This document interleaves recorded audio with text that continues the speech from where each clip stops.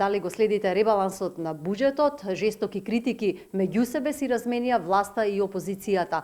Најсилни аргументи на опозицијската ВМРО ДПМН кои можеа да се слушнат од собраниската говорница беа токму за кратењето на капиталните инвестиции, ставка за која често пати реагира и бизнис заедницата.